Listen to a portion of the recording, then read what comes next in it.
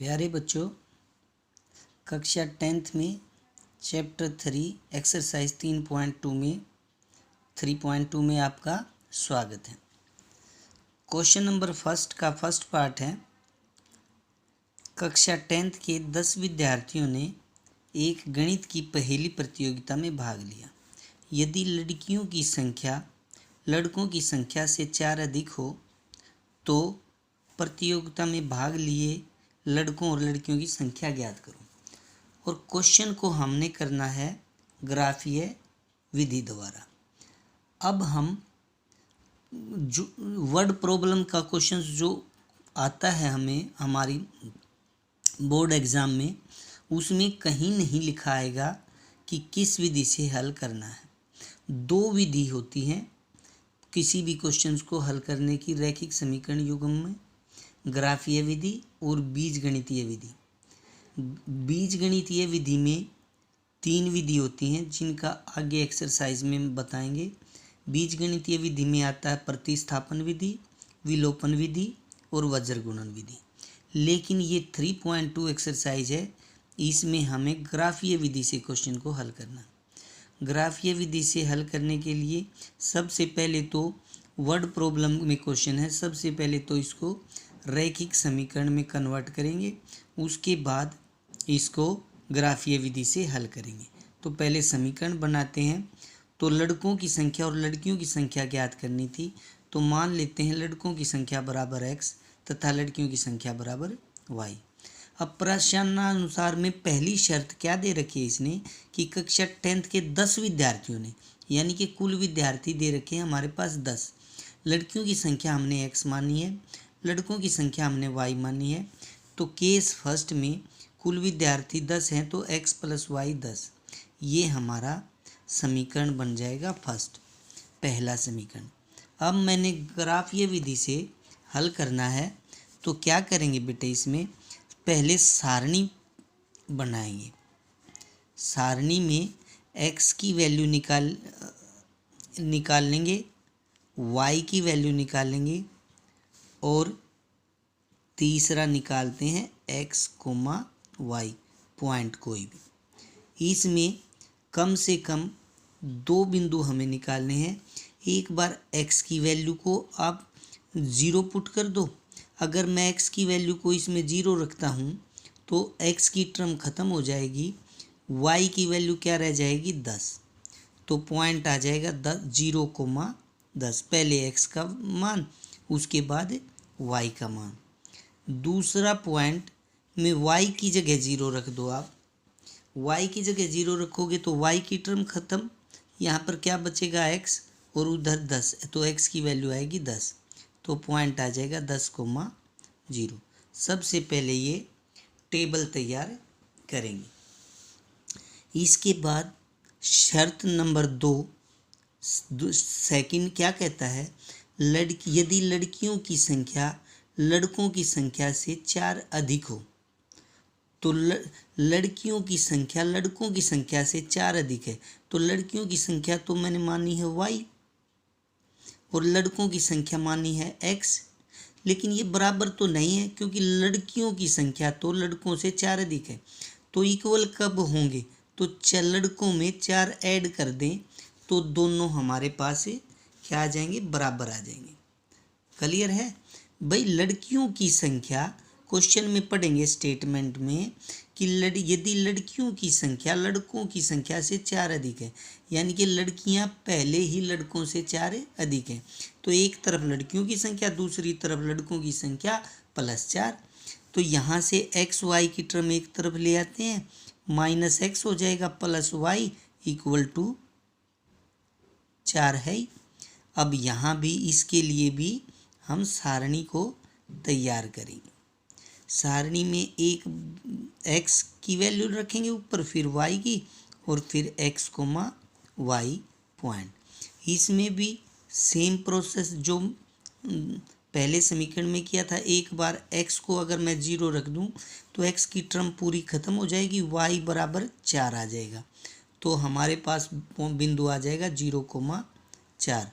कम से कम 2 पॉइंट, किसी भी ग्राफ को बनाने के लिए कम से कम 2 पॉइंट की ज़रूरत है। एक बार मैं y को 0 रखता हूँ।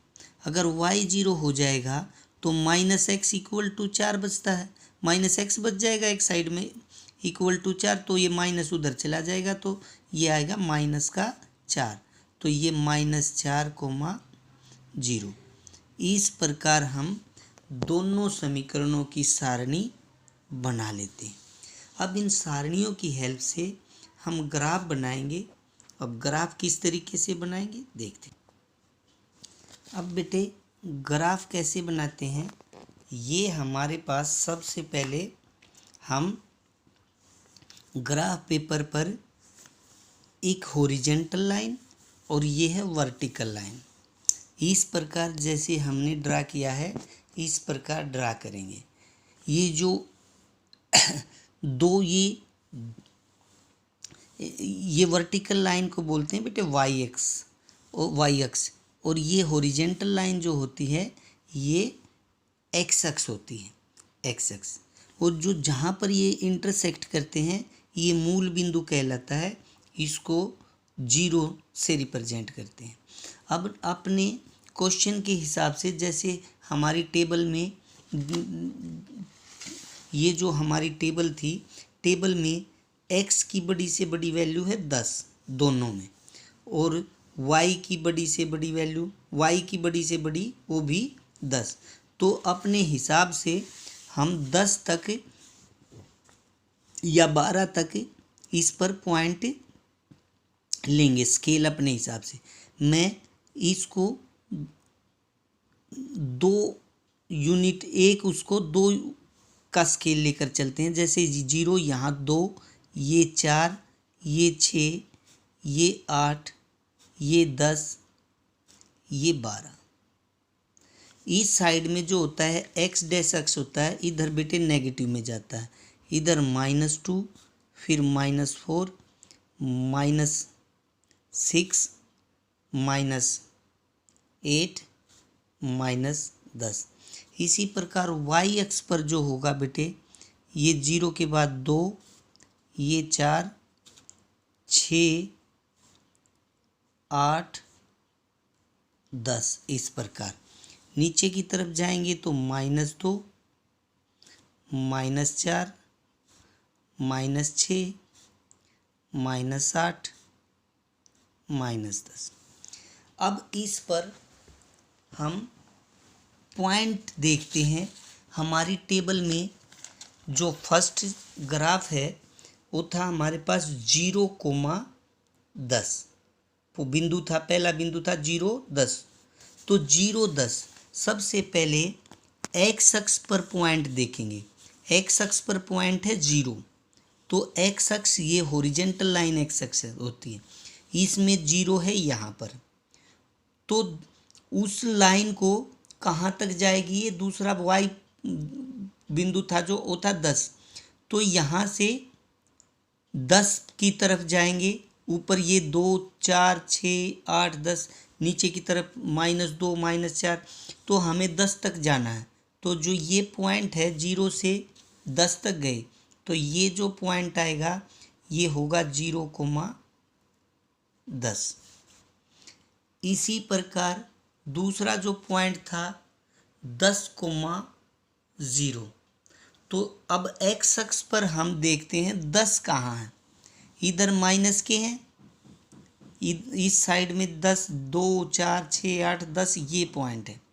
अब ये जो लाइन है 10 वाली ऊपर की तरफ जाए, इसी लाइन के ऊपर कहीं ना कहीं पॉइंट होगा। दूसरा पॉइंट है 10 के सामने है 0, तो ये 10 के अगर 10,1 होता तो ये पॉइंट आता, 10,2 होता ये, 10,3 होता ये। अब 10,0 है, 0 तो ये इसके सामने ही है, तो यही पॉइंट हो जाएगा 10,0। अब हम दोनों पॉइंटों को स्केल की सहायता से मिला देते हैं।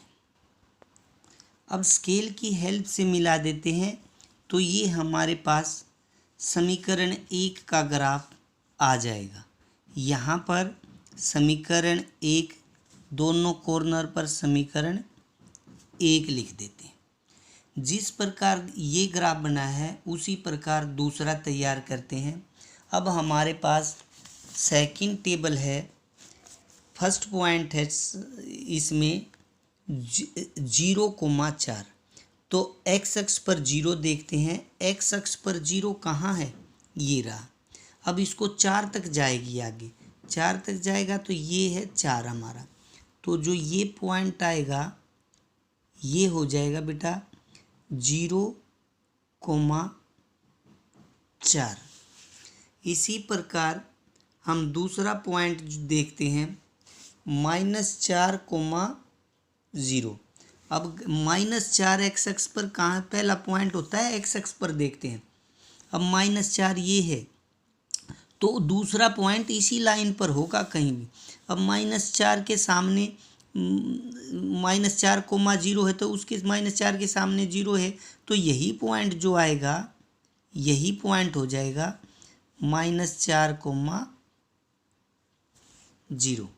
अगर -1 होता तो ये पॉइंट होता, क्योंकि 0 के सामने 0 के और 2 के बीच में एक तो यही होगा ना, फिर 2, फिर 3, फिर 4। तो -4 के सामने जो 0 तक जाना है तो यहीं पर रह जाएगा। 2 तक जाना होता यहीं, -2 तक जाना होता यहाँ। इस प्रकार अब दोनों पॉइंट आए। अब इन दोनों को स्केल की हेल्प से हम मिला देते हैं। अब स्केल की हेल्प से हमने मिलाया तो ये समीकरण 2 का ग्राफ है, तो ये 2। अब ये किस पॉइंट पर इंटरसेक्ट करते हैं बेटे, ये पॉइंट। अब इस पॉइंट ये पॉइंट कौन सा होगा बेटे, इसके सामने पहले एक्स अक्ष पर देखो, ये एक्स अक्ष पर आता है यहाँ, मतलब 2 और 4 के बीच में, बीच वाली लाइन है ये 2 और 4 के बीच में। तो 2 ये 3 है, तो जो ये सामने आया ये x का मान तो यहाँ पर है 3, और इधर y पे कहाँ गया, ये मिला, ये 6 और 8 के बिल्कुल बीच में, यानी कि 7 पर, इसके सामने है 7। तो ये पॉइंट आया हमारा 3,7। तो जो समीकरण का हल आएगा, x बराबर तो 3 है और y बराबर 7 है। तो ग्राफ की सहायता से x बराबर क्या आएगा हमारे पास 3 और y बराबर आया 7। तो ग्राफ की सहायता से x बराबर 3 और y बराबर 7 समीकरण का हल है, अर्थात समीकरण युग्म का हल है। अर्थात लड़कों की संख्या x बराबर 3 और लड़कियों की संख्या y बराबर 7। इस प्रकार हम ग्राफ विधि से इसको हल करेंगे।